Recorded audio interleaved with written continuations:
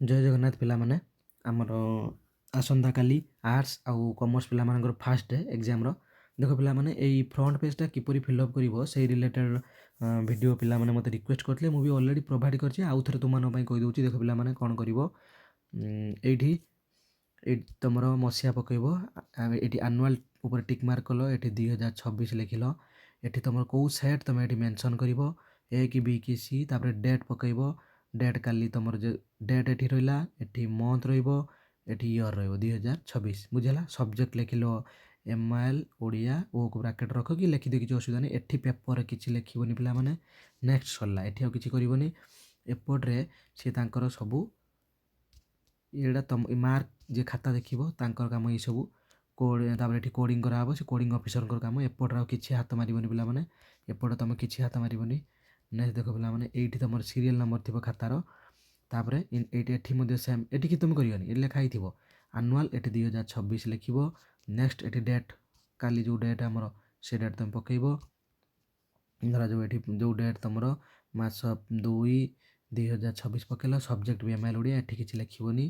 Next ଦେଖ ପିଲାମାନେ, ଏଠି ତୁମର ଯେଉଁ ସେଟ୍ ପଡ଼ିଥିବ ସେଇ ସେଟ୍କୁ ଏଠି ଡାର୍କେନିଂ କରିବ ସାଇଜ୍ କରିକି, ତୁମେ ମେଟ୍ରିକ୍ରେ କରିଛ। ଏଠି ତ ମୁଁ ଗୋଟେ ଦେଖେଇଦେବୁ, ଦେଖ ରୋଲ୍ ନମ୍ବର ଲେଖିକି ସେଇ ଅନୁସାରେ ଫିଲ୍ଅପ୍ କରିବ। ଧରାଯାଉ 110 AB 003 110, ଏଇ ସିଧାରେ 1କୁ ଡାର୍କେନିଂ କରିବ। ଯଦି 2 ଲେଖିଥାନ୍ତି ମୁଁ 2କୁ ଡାର୍କେନିଂ କରିଦେବି। ଏଠି ବି 1, ଏଠି 1କୁ ଡାର୍କେନିଂ କଲ। ଏଠି 0, ମୁଁ 0କୁ ଡାର୍କେନିଂ କଲି। ଏଠି Aକୁ ଡାର୍କେନିଂ କଲି। ଏଠି B, ଏଠି Bକି କଳା କଲି। ଏଠି ତାପରେ 00, ଏଠି 0କୁ କଳା କଲି। ଏଠି ବି 0କୁ କଳା କଲି। ଏଠି 3କୁ। ବୁଝିଲା। ଆରାମସେ କରିବ ପିଲାମାନେ, ସୁନ୍ଦର କରି କରିବ, ପରିଷ୍କାର ଭାବରେ, ଜମା ବ୍ୟସ୍ତ ହେବନି, କୁଲ୍ ମାଇଣ୍ଡ ହେଇ କରିବ।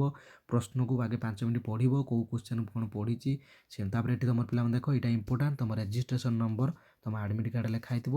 ଏଇଠି ସେଟାକୁ ତୁମେ ଲେଖିବ। ବୁଝିଲା।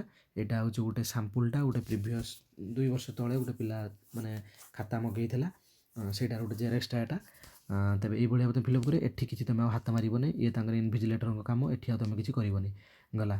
ତାପରେ ଦେଖ, ବାରବାର କହୁଛି, ଏଇଭଳିଆ ପେଜ୍ ଥିବ ପିଲାମାନେ। ତୁମେ ଯେଉଁ ବିଭାଗ କରୁଛ ସେଇ ବିଭାଗ ପକାଇକି, ସାହିତ୍ୟରେ ତ ବିଭାଗ ନାହିଁ, ଏକ ଯେଉଁ ନମ୍ବରିଂ ପକାଇକି, ସାହିତ୍ୟରେ କିଛି ଅସୁବିଧା ନାହିଁ। ବାକି ବିଷୟରେ ତୁମେ ବିଭାଗ ପକାଇକି ଆଉ ନମ୍ବର ୱାଇଜ୍ କରିବ ପିଲା, ନହେଲେ ଖସିଯିବ। ଧର ଯେଉଁ ଗ୍ରୁପ୍ ଏ କରୁଛ, ଗ୍ରୁପ୍ ଏର ସବୁ ନମ୍ବରକୁ ଯେତେଟା ଚାହିଁଛି ଗ୍ରୁପ୍ ଏର ସେତେଟା ଆଗେ କରିବ। ତା ମାନେ ଯେଉଁ ଗ୍ରୁପ୍ ଏରେ ଏଠି କରିକି ପୁଣି ଆଉଟା ପେଜ୍ରେ ଯାଇକି ଗ୍ରୁପ୍ ଏର କରିବ ଅଧା। ବୁଝିବ, ସେମିତି କରିବନି। ଧର ଯେଉଁ ଗ୍ରୁପ୍ ଏ କରୁଛ ମାନେ ଗ୍ରୁପ୍ ଏର ଯେତେ ପେଜ୍ ଯାଉ ଯାଉ ଲାଇନ୍ ୱାଇଜ୍ କରିଗଲ।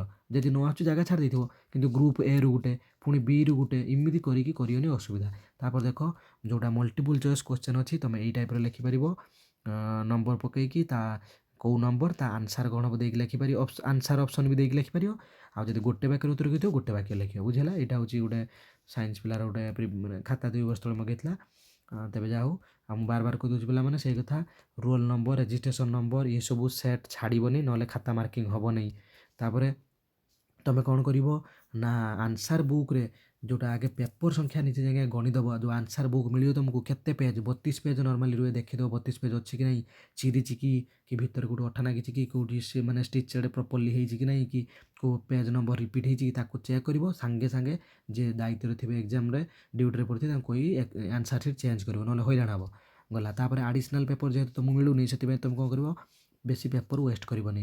ତାପରେ ମୁଁ ସବୁ କହିସାରିଛି ଅଲରେଡ଼ି ଆଗରୁ। ଆଉ କ'ଣ କରିବ ନା, କ୍ୱେଶ୍ଚନ୍ ଉପରେ କେବଳ ରୋଲ୍ ନମ୍ବର ଲେଖିବ, ବିନ୍ଦୁ, ଟିକ୍, ଭୁଲ ଏସବୁ ମାରିବନି, ମାରିଲେ ତୁମେ MP ବି ହେଇଯାଇପାର। ବୁଝିହେଲା। ତାପରେ ବ୍ଲାକ୍ ବଲ୍ ପେନ୍ ୟୁଜ୍ କରିବ, ସବୁଠୁ ବେଷ୍ଟ। ଆଉ ରଫ୍ ଗ୍ରାଫ୍ ପାଇଁ, ଡାଇଗ୍ରାମ୍ ପାଇଁ ପେନ୍ସିଲ୍ ୟୁଜ୍ କରିବ। ତାପରେ ଏଇ କଥା ଯେଉଁ କଥା କହିଲି, all the bits of a question must be answered serially. ଧର ଯେଉଁ 5 ନମ୍ବର, ତା II, ସିରିଏଲି ତୁମେ ଆନ୍ସାର୍ ଦେବ। ଏପଟ ସେପଟ କରି ଆନ୍ସାର୍ ଦେବନି, ବା ଖାତାର ଗୋଟେ ଜାଗାର ଗ୍ରୁପ୍ ଏ କରିକି ପୁଣି ତାପରେ ଗ୍ରୁପ୍ ବିର କରିକି ପୁଣି ଆଉ ଗୋଟେ ଜାଗାରେ ଗ୍ରୁପ୍ ଏ, ସେମିତି କରିବନି ପିଲାମାନେ।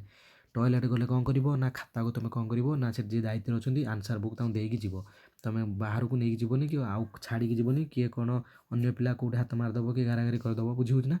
ତାପରେ ଦେଖ, ଖାତାକୁ ବାହାରକୁ ନେଇପାରିବ ନାହିଁ, ସମୟ ପୂର୍ବରୁ ଖାତା ଦେଇପାରିବ ନାହିଁ, କୌଣସି ଇଲେକ୍ଟ୍ରୋନିକ୍ ଗେଜେଟ୍ସ ଏଲାଉ ନାହିଁ। ତାପରେ ଏକ୍ଜାମ୍ରେ କାହା ସହିତ କଥା ହେବା ମନା। କାରଣ ଦେଖ ପିଲାମାନେ, କ୍ୟାମେରା ଲାଗିଥିବ, ତୁମେ କଥା ହେଉଥିବ, ସେଠି ତୁମକୁ ଯଦି କୌଣସି କେଉଁଠି ଜାଗାରୁ ଅପରେଟ୍ କରାହେଉଥିବ କ୍ୟାମେରା, ସେଠି କିଏ ତୁମକୁ ଦେଖିଲା, ଆସି ସାଙ୍ଗେ ସାଙ୍ଗେ ତୁମ ଉପରେ ଆକ୍ସନ୍ ବି ନେଇପାରନ୍ତି। ଶେଷରେ ଯେଉଁଠି ସରିଲା, ଲାଷ୍ଟକୁ ଏଣ୍ଡ ଲେଖିଦେବ ଆନ୍ସାର୍ ସିଟ୍ର ଯେଉଁଟା ଲାଷ୍ଟ ପେଜ୍। ଆଉ ଗ୍ରାଫ୍ ତ 28 ଆର୍ଟ୍ସ ପିଲାଙ୍କ କେତେ ଲାଭ, କିଛି କାମ ନାହିଁ। ଦେଖ, ନିୟମ ଭାଙ୍ଗିଲେ ପନିସମେଣ୍ଟ ଅଛି, ବାସ୍ ଏତିକି। ଆଉ ସମୟ ପୂର୍ବରୁ ଯାଇ ପହଞ୍ଚିବ, ଅଧଘଣ୍ଟା ପୂର୍ବରୁ ଯାଇ ପହଞ୍ଚିବ ଏକ୍ଜାମ୍ ହଲ୍ ପାଖରେ। ମିନିମମ୍ 9:30 ସୁଦ୍ଧା ଯାଇକି ପହଞ୍ଚିଯାଅ। ତାପରେ ଏଇଟା ସବୁ ମୁଁ ଅଲରେଡ଼ି ପୂର୍ବ ଭିଡ଼ିଓରେ କହିଛି, ଆଉ ବାକି ସମୟ ନଷ୍ଟ କରିବା କିଛି ଆବଶ୍ୟକ ନାହିଁ। ଧନ୍ୟବାଦ।